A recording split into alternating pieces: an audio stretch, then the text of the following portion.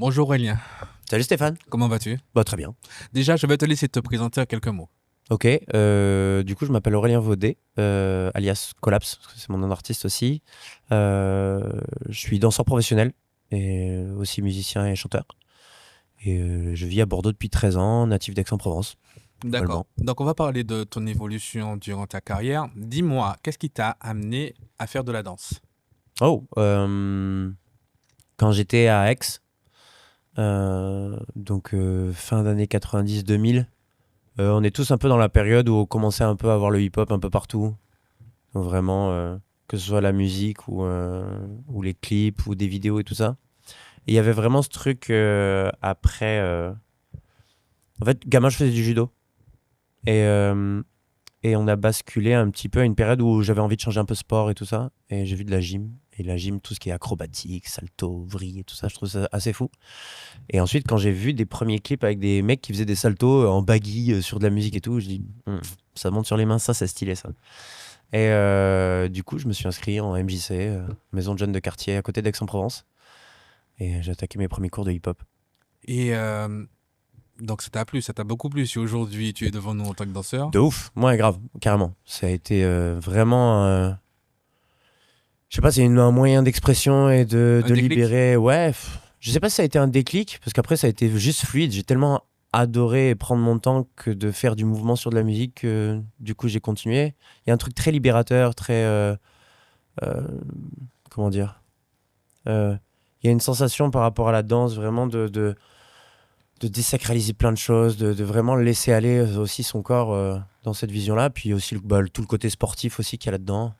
Mais tu parles de danse, donc tu as fait que du hip-hop ou tu as fait plusieurs styles de danse? Alors j'ai commencé par le hip-hop. Dans le hip-hop, déjà, il y a 5 danses, donc déjà, ça commence à faire déjà pas mal.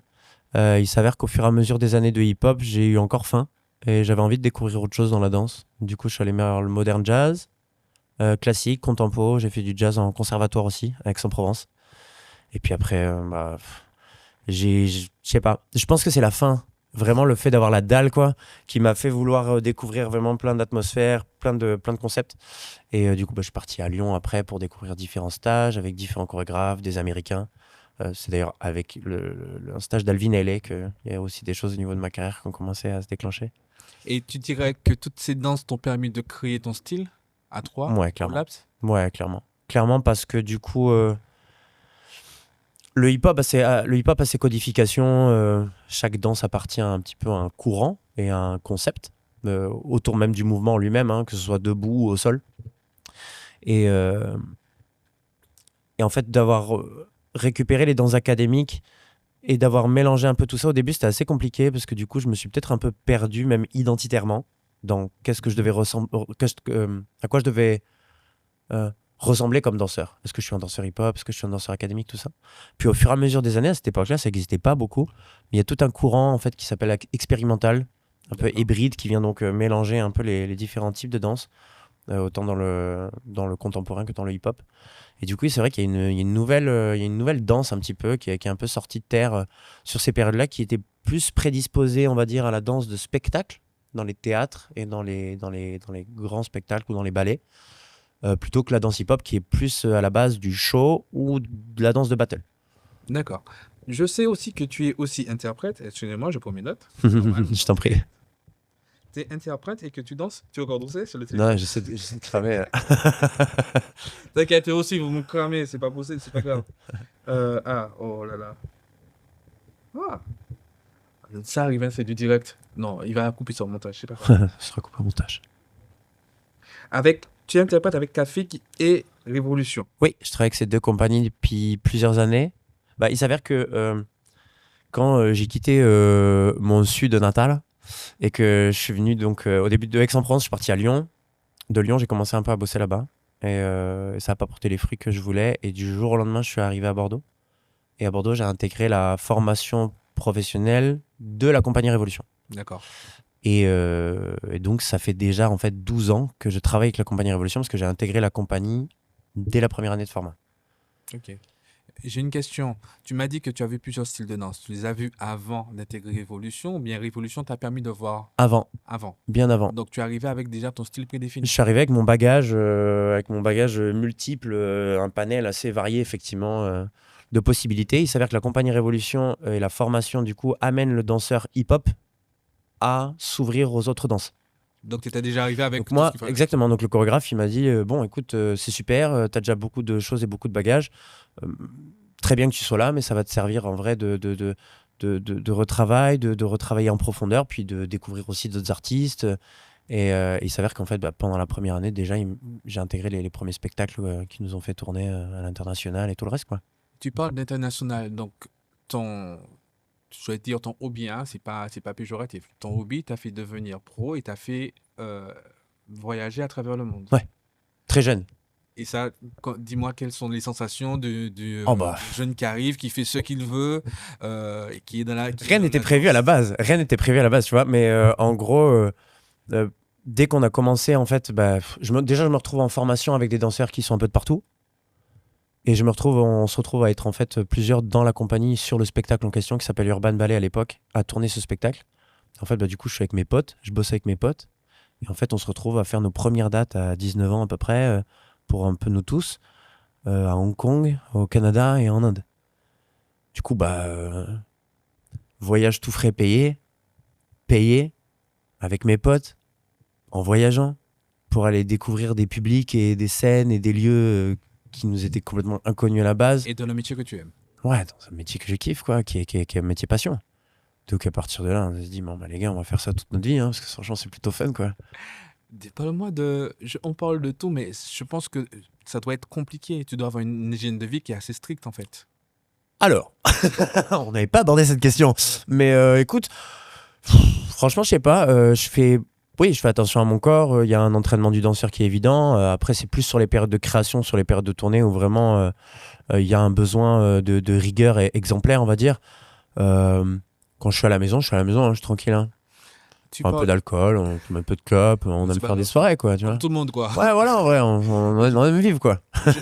Je te pose cette question justement parce qu'effectivement, je sais que tu as eu malheureusement une blessure Ah oui, dans ce cadre-là, dans ce hygiène. cadre-là, Ah oui, là. hygiène de vie, mais ça n'empêche pas que malgré que ton hygiène de vie soit, on va dire, irréprochable, que la blessure soit arrivée. Parle-nous de cette blessure. Alors, ok.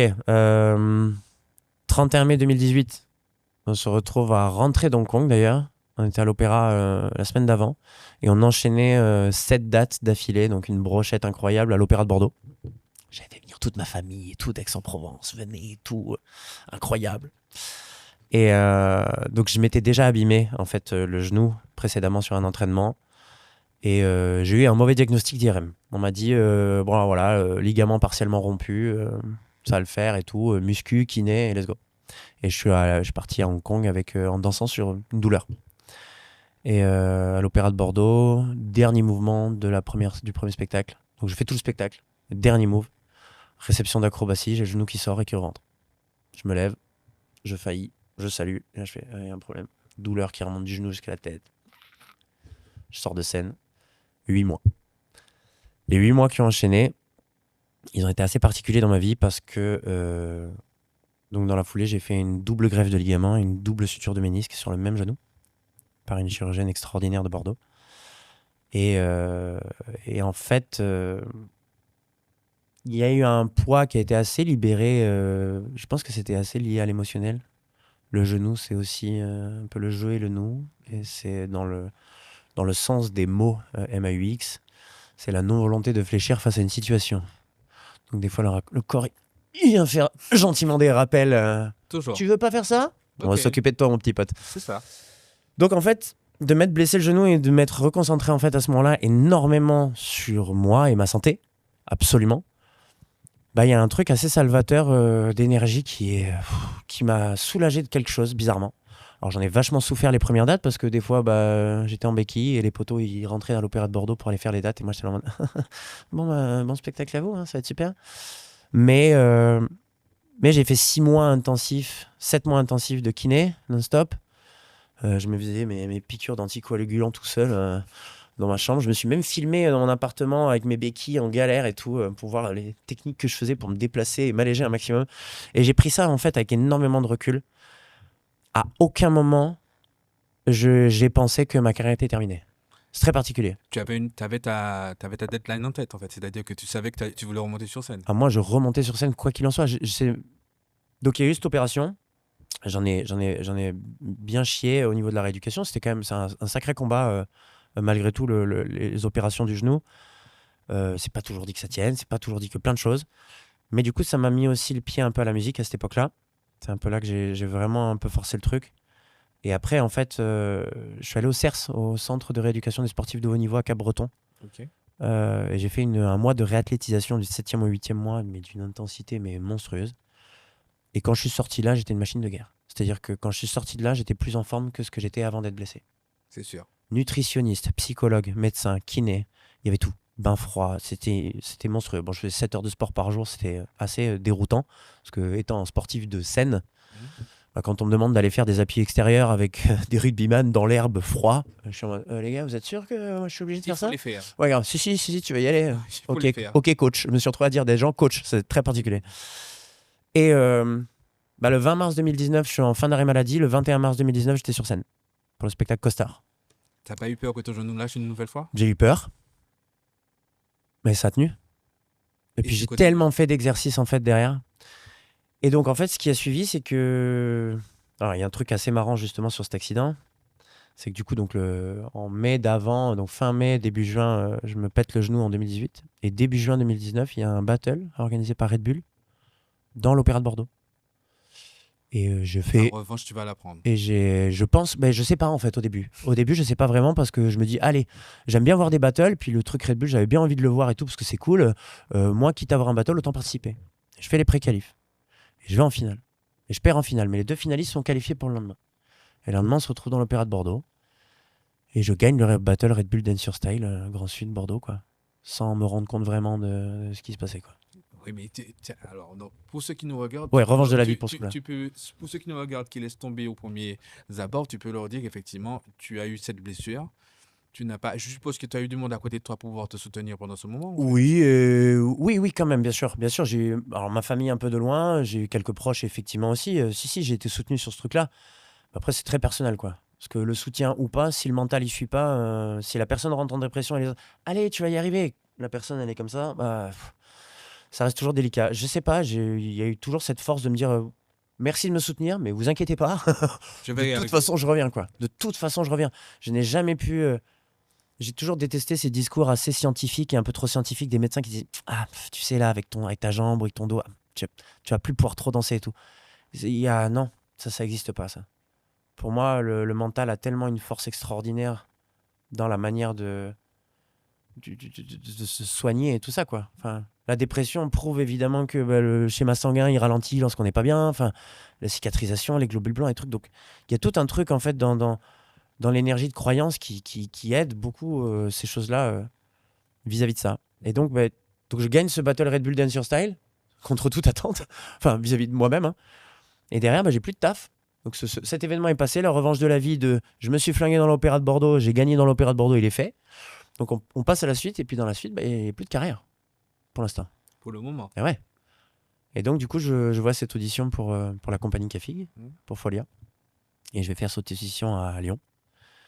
Et je suis pris pour Folia.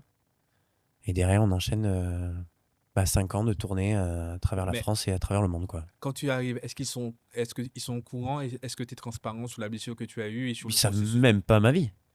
Ça les regarde même pas. Ils s'en foutent de toute façon. D'accord. Les auditions Cafig, il y a globalement une audition à Paris, une audition à Lyon chaque année ou tous les 2 ans pour récupérer un maximum d'artistes. Il y a entre 200 et 300 danseurs sur l'audition, des fois un peu moins, mais ils reçoivent entre 400 et 800 CV. D'accord. Donc ils ont même pas besoin de savoir en fait. Voilà, PS, je me suis flingué la jambe, soyez indulgents. Ça, c'est pas leur problème. Et d'ailleurs, je ne cherche même pas à le stipuler. Tu n'as jamais dit. Okay, non, mais moi, de toute façon, à ce moment-là, moi de ma vie, je suis au max. Ma jambe va bien, j'y prête même plus attention, je me défonce à nouveau pour ma carrière. Tu as déjà pris ta revanche sur l'Opéra de Bordeaux, ouais. Donc, ça c'est derrière toi. Oui, et puis en fait, il faut pas oublier qu'il y a eu quand même 8 mois énormes de remise en forme, de réathlétisation, de kiné, de... Motivé plus que jamais. Ouais, quoi. Voilà, donc en vrai... Et il n'a pas besoin de Red Bull pour avoir des ailes. Ok, placement de produit. Alors, je tiens à dire que cette vidéo n'est pas sponsorisée par Red Bull. Non. Mais Red Bull, c'est pour regarder. Ouais, soyez cool, quoi. Souvenez-vous de moi, déjà, dans un premier temps. Non, ouais, trop cool. Et donc, parlons hip-hop, puisqu'effectivement, je sens que tu es vraiment attaché à ça. Que penses-tu, quelle est la place maintenant du hip-hop dans la société française, pour toi? Waouh. Je sais, elle est technique, celle-là. Non, en vrai, elle est pas technique parce que du coup, le hip-hop est omniprésent. Il est partout. Il a pris sa revanche des années 90-2000 où on disait le rap, c'est les racailles, c'est les méchants. Parce qu'on a vécu ce truc-là. Bien D'accord, sûr. on a tous vécu ça. Bien sûr. Et aujourd'hui, il est partout. Il est partout. Il est sur les plateaux de télé, il est sur les victoires de la musique. Il est dans la rue, il est dans la mode, il est partout. Il est partout. Alors, je suppose que tu as dû observer attentivement le hip-hop dans les Jeux Olympiques cette année, Ah, j'y l'année étais. dernière. J'ai été complètement dans les arènes à Paris. En train de regarder. Tu en Ah as pensé ouais, quoi? j'étais comme ça. Ouais. Tu en as pensé quoi? Wouhou. La place du hip-hop dans les JO, pourquoi pas? Ça a été un débat extraordinaire dans le milieu du hip-hop parce qu'il y a le purisme, il y a les anciens qui se sont dit que ça pouvait pas forcément appartenir à une structure. Je suis d'accord dans l'idée que il y a des filières sportives qui sont peut-être appropriées un peu ce concept-là. D'ailleurs, le mot breakdance a dérivé sur le breaking, mais bon, après, peu importe sa valeur, ça reste de l'anglais. Donc, moi, en vrai, ça me va. L'idée que le hip-hop est lié dans sa propre création à une évolution perpétuelle. Le hip-hop, il est passé par tellement de stades, que ce soit vestimentaire, que ce soit dans le concept de musique, que ce soit dans le concept de danse. Au début, il y a des gars qui faisaient ça, ils faisaient des poses comme ça pour arriver en sol après avoir tourné sur le dos. Maintenant, c'est des mecs qui tournent sur les mains, qui s'envoient sur des triples saltos. Enfin, ça devient Qui tombe extraordinaire. sur le dos, De toute façon, il est en perpétuelle évolution. Le hip-hop ne s'arrêtera jamais. Il n'est pas figé. Pour moi, il n'est pas figé. Donc, il ait sa place au JO ou pas sur une phase test qu'a voulu faire la France. Déjà, je trouve ça très beau. Que la France ait voulu, d'une certaine manière, représenter la danse hip-hop et la culture hip-hop dans le concept des Jeux Olympiques. Parce que les États-Unis le font même pas. Oui, Après, ils n'ont mais pas besoin, c'est leur culture. Je Mhm. peux le comprendre. Mais quand même, que ce soit la France qui ait décidé de ce truc-là, je trouve ça assez fort. Après, l'événement était très cool en soi. Bon, ça s'apparente aux grosses compétitions. On est moins dans un truc un peu intimiste où effectivement le battle peut être un concept de proximité. Donc c'est vraiment sur le format d'arène. Je pense même qu'ils sont calqués un peu sur ce que fait Red Bull pour le Red Bull BC One, qui est une compétition mondiale. Mais c'était très cool. Il y avait une vraie ambiance. Il y avait des gros visages de Sissi et de Carlotta portés, en tout cas sur le parcours Big Girl. Et puis pour le b-boying, non, c'était hyper cool, c'était puissant, c'était une belle compète. Puis le cadre était fou, quoi. S'il y a une deuxième tentative, au prochain JO, tu participes? Tu tentes de te qualifier ou pas? Impossible, mais pas Pourquoi? du tout. Je n'ai pas du tout les capacités que d'être un breaker de battle prédisposé à des grosses compétitions ou du JO. J'ai regardé un peu. Alors, je suis pas danseur, mais j'ai vu une prestation où effectivement, là, c'est une demoiselle qui a retenu 0 de la part du jury. Oh waouh. Tu l'as pas vu celle-là? Si, j'étais là. Et je me suis demandé effectivement ce qu'elle faisait là en fait. Alors franchement, moi j'étais dans l'arène, on était tous dans l'arène à ce moment-là, on n'a pas trop compris. Enfin, franchement, il y a eu des moves en musicalité, elle est bonne. Effectivement, il y a eu des moves un peu chelous. On s'est tous regardés en mode bizarre. Elle a pris aucun point, mais par contre, le déferlement des réseaux sociaux, pour moi, il est trop. Moi, on a tous bugué en mode les gars, c'était nul ou pas? Ouais, franchement, c'était pas top. Mais on se dit ça déjà dans des battles normaux. Il y a des gens où en fait, tu te dis, ils sont pas à la hauteur à ce moment-là. Ça ne représente pas fort leur niveau, parce que tu as des gens d'ailleurs qui sont meilleurs en entraînement qu'en compète, dû au stress, à l'organisation, à la préparation ou quoi que ce soit, peu importe. Mais on s'est juste dit ça. Franchement, c'était pas dingue hein, ce qu'elle a fait. Ouais, en même temps, ça vaut ses points. Puis en fait, nous, on avançait dans la compétition, on attendait de voir la suite. Le déferlement qu'il y a eu là-dessus, franchement, c'est beaucoup trop violent. Après, voilà, c'est les réseaux sociaux, de toute façon, c'est la... des haters, quoi qu'il arrive. Ouais, mais voilà, c'est ça, c'est la cour de récré, le truc. On va rentrer, puisqu'on est toujours dans le même domaine, on va parler un peu, on va revenir sur une petite polémique. On en a parlé lors du filage sur effectivement le diplôme d'État le diplôme Ok. de certification pour le hip-hop. Tu en penses quoi en fait? Toujours pareil, ça revient à la question précédente. Le hip-hop est en perpétuelle évolution, il a son droit. Et c'est toujours la même chose. Les anciens, les puristes se sont opposés et effectivement, il y a une valeur effectivement à tout ça. Que les choses se fassent ou pas, peu importe, mais en tout cas, les voix de chacun doivent être entendues dans le sens où comment on peut mettre le hip-hop dans les institutions sachant qu'il vient de la rue? C'est le débat absolu. Il est évident. Il fait par qui en fait? C'est ça le souci. En plus de ça, qui le représente pour dire que institutionnellement, c'est ça le hip-hop? Sachant que le hip-hop a un panel d'influence qui est mondial et infini et à travers les années. Donc il y a des gens aussi qui ont représenté le hip-hop qui sont morts aujourd'hui ou qui ont des valeurs différentes ou qui sont vieux, des nouveaux qui arrivent qui ont peut-être des visions différentes. Donc c'est hyper complexe. Je pense que c'est difficile malgré tout. de pouvoir relever et dire il faut être suffisamment malin pour tiens, qu'est-ce que c'est ça? Comment ça se représente ça? Quel courant hip-hop? Qui sera bon pour donner du lock, de la house, du break, du hip-hop, du popping? Qui sera justement si juste? Donc pour moi, il faudra plusieurs professeurs. Après, d'une certaine manière, moi, je me suis formé avec différents profs. Même si je faisais partie de MJC, j'ai eu différents profs qui intervenaient. Mais après, j'ai jamais eu quelqu'un qui m'a dit le break, c'est comme ça et pas comme ça. Je pense que la force de transmission et de pédagogie, elle doit être dans la non-appropriation aussi du mouvement. Dire que chacun a sa vision et que... Après, je pense qu'ils sont suffisamment intelligents, les institutions autour de la danse.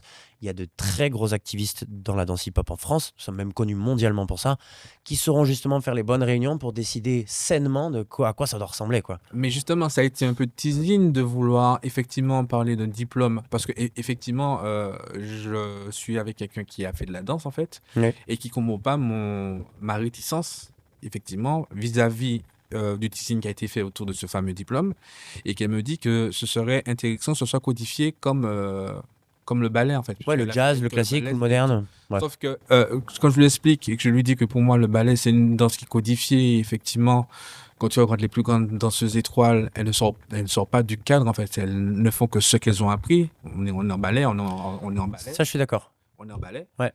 Le hip-hop, effectivement, ça sort de la rue, ça a pris un moment avant de monter, ça a pris longtemps avant d'avoir sa place. Oui, mais il y a un langage, malgré tout. Oui, mais En fait, il y a un nom de step. Le salsa rock, salsa step, Indian step, le six step au sol. C'est des trucs qui sont mondiaux. Le langage et les activistes qui défendent le mouvement pourront me le dire. Mais si moi, demain matin, je décide de passer un diplôme pour apprendre le hip-hop et que je n'ai fait que moi en train d'apprendre des cours théoriques et que j'ai un diplôme, je n'ai pas la légitimité d'être dans ce hip-hop. Tu vois ce que je te dis ou pas? Oui, d'autant plus que... Oui, alors... L'idée du passage du conservatoire ne t'amène pas forcément déjà...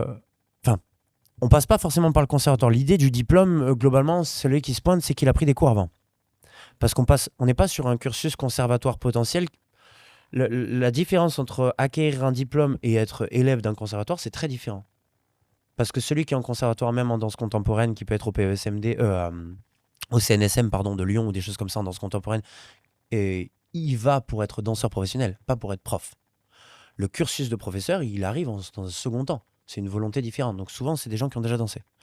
L'utilité principale seulement du diplôme d'État, qu'il soit pour n'importe quelle danse, c'est juste de pouvoir enseigner. Oui, mais c'est juste d'avoir une possibilité juridique de couverture. Après, je me demande aussi si les institutions n'ont pas voulu ramener le hip-hop pour dire il y a un gros truc à faire, il y a un bise aussi, machin, parce que le hip-hop est aujourd'hui partout, on l'a dit au début. Ouais. Donc du coup, vous savez quoi? On va récupérer un petit peu ça. Il y a aussi ce truc, c'est évident, on le sait. On va pas se mentir, mais je suis comme toi, c'est-à-dire que je suis d'accord la valorisation d'un diplôme potentiel ou d'une reconnaissance d'État, bien sûr. Ouais. Faite par les bonnes personnes. Ah, mais c'est pour ça que je dis que les réunions, elles doivent bien se faire. Et depuis qu'on en parle, pour l'instant, il se passe rien. Non, mais voilà. Ça a été un teasing, ça a été un coup d'écriture. Oui, voilà, c'est ça. Pour l'instant, je présume qu'il y a des discussions. Mais alors, on en parle de temps en temps, on en parle quand ça discute. Mais là, si on n'en parle pas, c'est que ça discute pas, je pense. Il doit y avoir des petits sous-dossiers, mais bon, voilà quoi. C'est sûr. Ouais. On parlait de la danse, on va passer par la chanson, puisque tu chantes aussi. Oui. Avec belle transition. Tu notes celle-là ou non? Belle transition.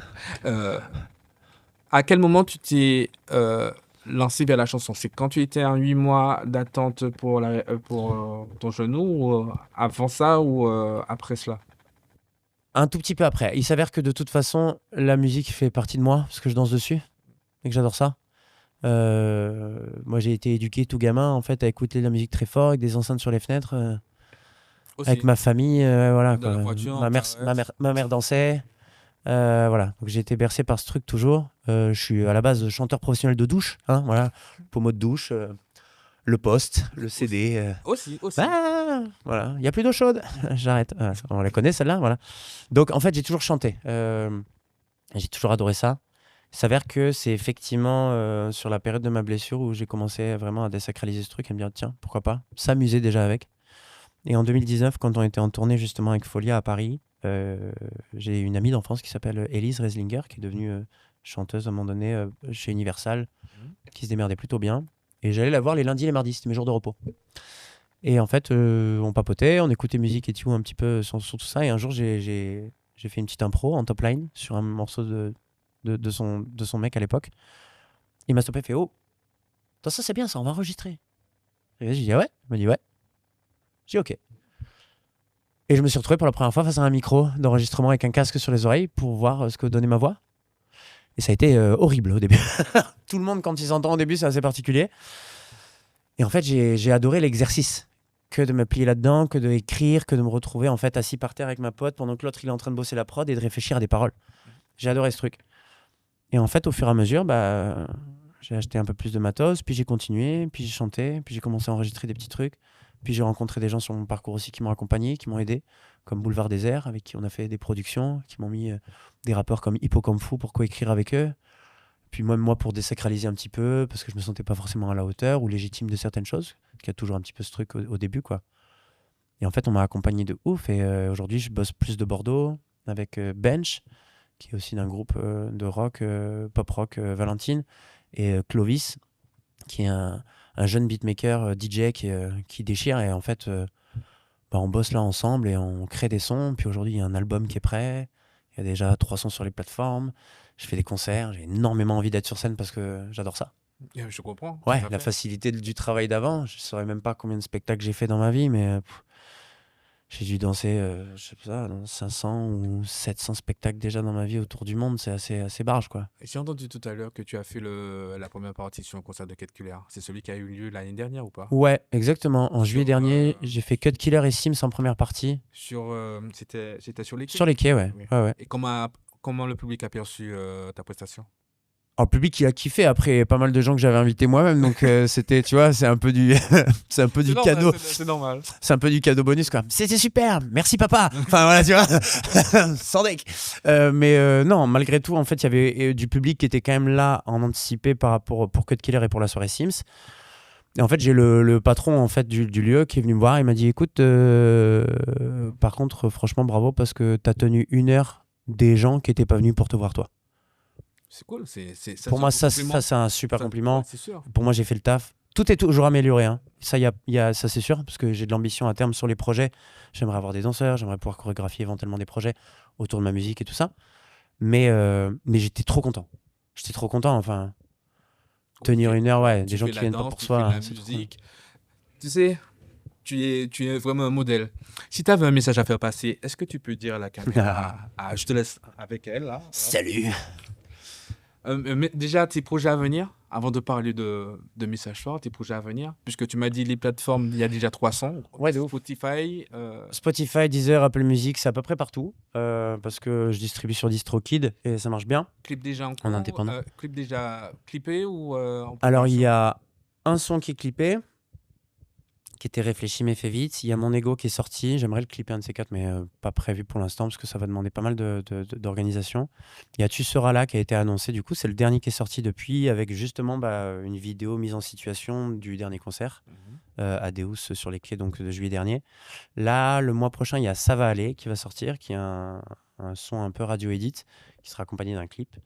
Et voilà quoi, les sons vont continuer de sortir au fur et à mesure, au compte-gouttes, accompagné de visuels, etc. Et de faire ça un petit peu de manière généreuse pour donner un peu à plein de gens de la matière à se mettre sous la dent, quoi. C'est sûr. Et si tu as un message pour ceux qui nous regardent aujourd'hui et qui veulent laisser tomber à chaque fois qu'ils ont une mais non, mais c'est ça quoi? faut pas.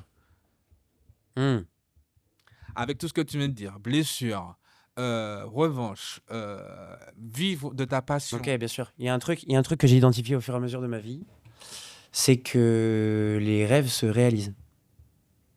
Ça, c'est possible. Alors, il faut accepter juste, par contre, que les rêves, ils se réalisent, mais avec du temps. Mais si on met le bon temps, si on octroie le bon temps et que la croyance, elle se maintient vis-à-vis de ce qu'on va faire, tout simplement, les rêves, ils fonctionnent. Ça, c'est un truc très, très important. Là, il a tout dit. Allez. Les rêves, ça marche dans la vie. De ouf. C'était Emrackt avec réaliser ses rêves. Mad. Mad, c'est moi, c'est pas lui. Hein. Lui, c'est Aurélien. Collapse. Et je vous dis à la semaine prochaine. Et ça sort en ligne ce mercredi. À plus tard. Chaka.